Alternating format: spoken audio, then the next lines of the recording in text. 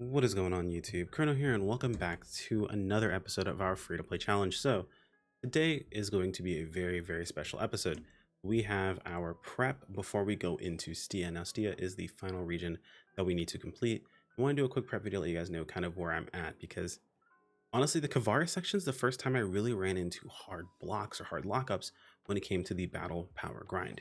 But before we jump into that, guys, new to the channel, I'm currently primarily cover PSO2 content. I haven't really done this intro in a while, but if you do appreciate the series or just want to keep up with the channel, love you to toss a subscribe. It does help out a ton, and it does make it so YouTube recommends my videos more often. So I would appreciate you guys taking care of that for me. Anyway, let's go ahead and jump into this.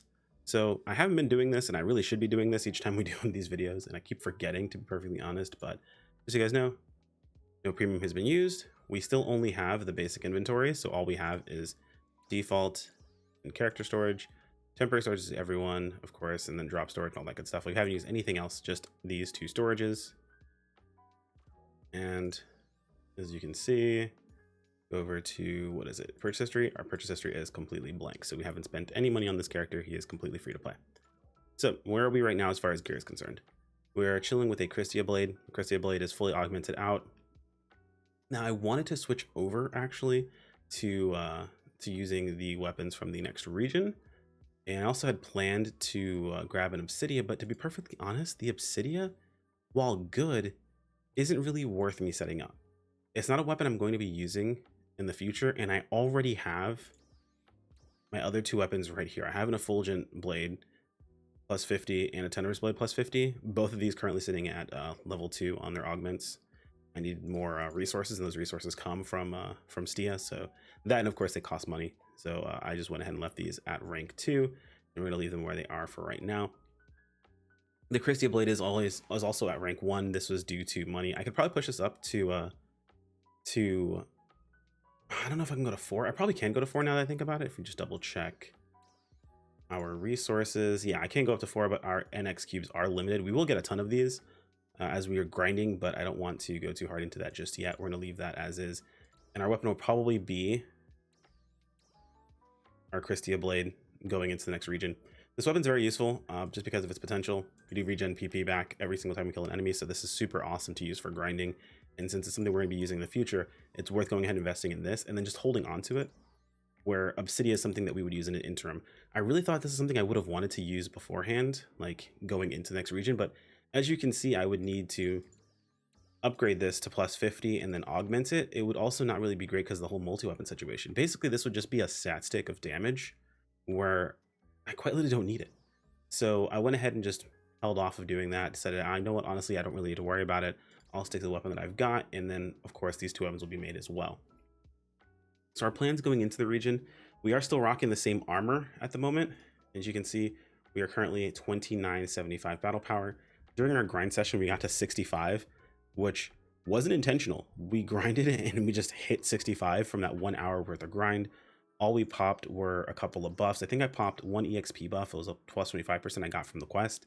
I popped a tri-boost buff.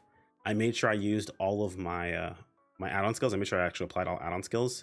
The reason for that is because you get an add-on skill tri-boost for 1% for each class. So I went ahead and made sure to apply all of that.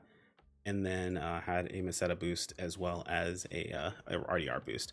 Now, granted, it isn't always a guarantee that that's going to help you out a ton, but the Meseta boost is nice for farming.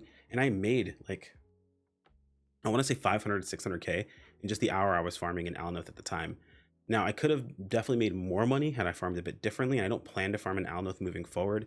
My plan is to farm in Dex because it's going to make me the most amount of money I can get with also getting the most amount of experience, as well as getting seasonal points. Plus, it's also not Alnoth, which is it gets kind of boring after a while, being stuck in Alnoth all the time, but it is very nice to make money, so I do understand where people are coming from. But while it's not going to be on level par for us, I'm going to go ahead and leave Alnoth in the dust, at least for right now, unless I get super down to a point where I can't get enough points. We also do plan on grinding our seasonal points up to 400. That will be happening after we complete the Stia region, so look forward to that. That's probably something that might pop up on the stream. I may do that on stream on our Tuesday evening stream. I'm not 100% sure, but we'll have to see. It depends on how much time we have before the servers go down for maintenance. I haven't checked that, and I probably should, to be perfectly honest. Our money situation has gotten better I'm sure some of you guys that follow me over on Twitter saw my tweet about how expensive it was to multi-weapon and how ridiculous that seems. And some people, of course, taking that out of context as saying everything is expensive, free to play is unfair, so on and so forth. That is not the situation. I will be going over everything, my final thoughts, in a follow-up video once I get all of my gear together and start the challenges I wanted to complete. But it was more so about the polarizing differences between getting a weapon, upgrading it, getting it augmented. All of those things feel perfectly reasonable. Some augments, of course, being more expensive than others. And then unlocking its potential, which is absolutely ridiculously expensive, and then also multi-weaponing it, which again is ridiculously expensive.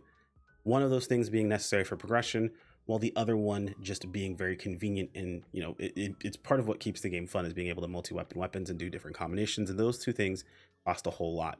It was most so the polarizing feeling between those two things that I thought was so ludicrously expensive and so ridiculous.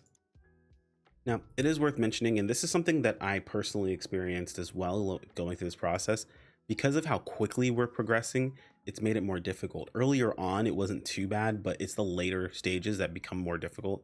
That's what I'll be going over in that later video. In case you're someone who's going along with us, what I've done as far as to break the battle power gap is literally just upgrading the Christie weapon. Grabbing the Christie weapon jumped me up about 160 battle power just from equipping the weapon at plus 60 before I even augmented it. Having it plus 50'd, having the potential unlocked, like just one level of potential unlocked, was absolutely amazing. And this is a weapon you can use moving forward as well for just farming PSE bursts. In case you're someone who doesn't want to have force subclassed.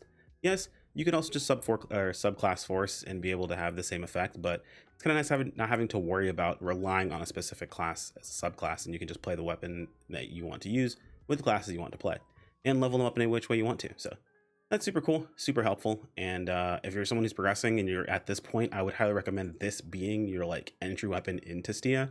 Yes, it's not the most powerful choice for you, but it is definitely good. Now, I would augment these two weapons here and use these moving into Stia.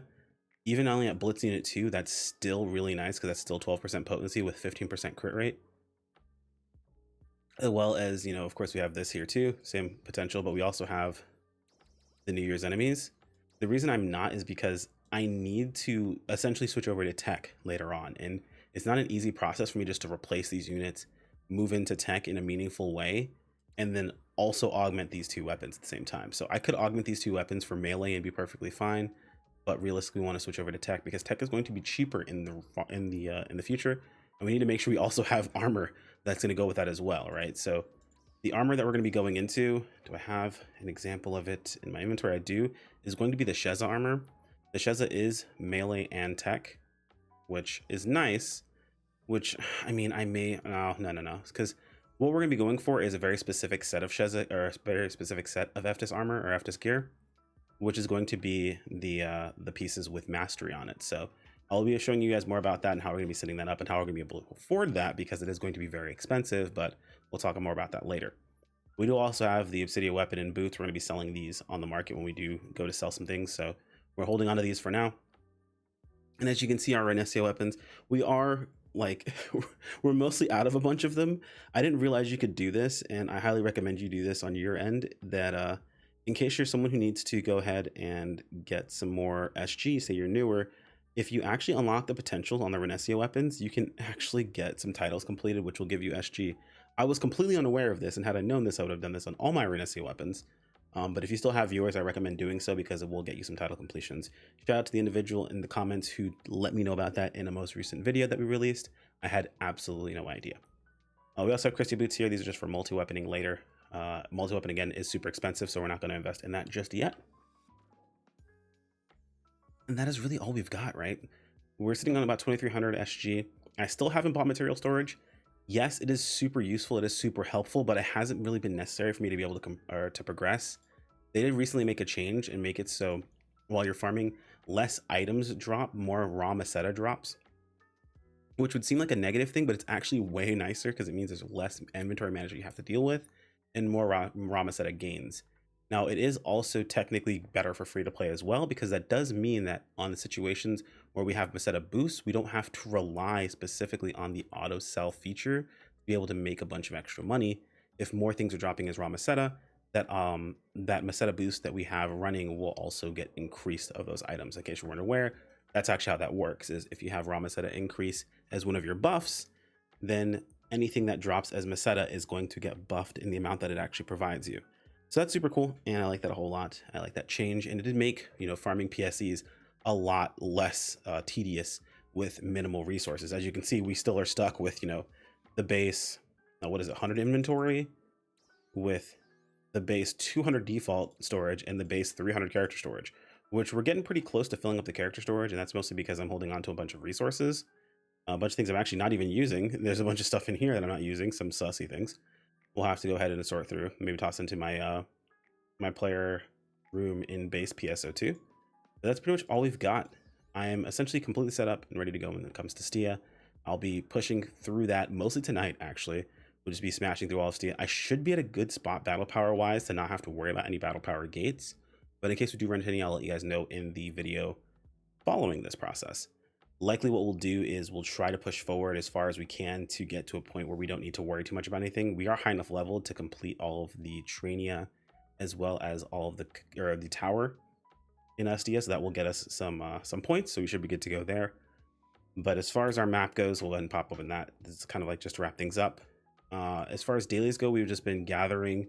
We do mark the areas where certain types of gathering items spawn.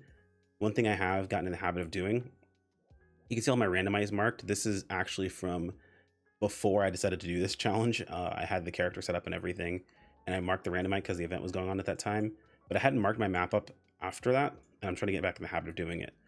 If I were you, I would recommend marking crisp anything on your map. So crisp veggies, crisp seafood, because that's kind of the best food to use, is a combination of crisp stuff. And if you're someone who does need to farm, I recommend farming your items at least on a daily route. Knowing where these things spawn in your route just so you can grab them on the way will keep your stocks pretty high. Stia is a little bit different because of the crisp meat situation, but at least in Kavaris, there's a lot of enemies in West Kavaris that drop crisp meat. For Aleo, Central Aleo is pretty good, and for Redum, it is mostly West Redum that's going to give us our crisp meat. We're just looking for camels anywhere, and you're pretty much good to go. I think I'm just rambling on at this point about everything we've done. I want to make sure I haven't missed anything. We talked about gear. We talked about battle power gates. We talked about what else? Our map, our dailies, what you should be doing. Our tasks are basically completed. Our weeklies are done. That's very important. Oh, the last thing, and the reason why I'm pushing forward so fast. So there's one thing we're going to be doing, and we're going to take advantage of this. And I highly recommend, if you're someone who's watching this later on down the line, maybe you don't have the ability to take advantage of this. That's totally fine, but we can, and we absolutely will. I recommend you guys do the same if you do have this available to you. There is an event going on right now. And in that event shop is Infernium, meaning that the 200 Infernium we would need to make our weapon, we can get instantaneously if we farm out our 400 points, which we will be doing before weekly reset. So we also need to farm out our 400 points. We get to go there. If you're someone who's new, you got an end game, farm points like crazy. It's going to be kind of a tedious process, but being able to pick up a stack of photon quartz, a stack of photon scales, and a stack, and be able to pick up your Blizzardium and Infernium, because yes, I do recommend grabbing both of those things. They are very useful, and I'll talk about why in a later video. And maybe the Dualamite or Trinite, if you're still farming that much, is super useful. You don't need to grab everything. You don't need 5 million points. It's not necessary. Monotite's all over the place.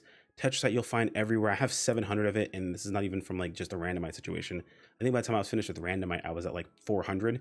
This is just from what I farmed this week, so it's not that hard to get a bunch of this. Yeah, you can see how like 400 Trinite, 500 Dolomite. It's because realistically, you just don't get a bunch of these. You don't go to these areas easily. So things like Tetrasite, you don't need to worry about. Things like Monotite, you don't need to worry about. I've actually been using my Monotite, so don't pay attention too much to that count there. I've actually been using this. And the Hexatite's actually a good one as well, just because we aren't in the Stia region yet, so this is access to it early if you wanted to, but realistically, this is also all over the place in Stia, so you don't have to worry about that either.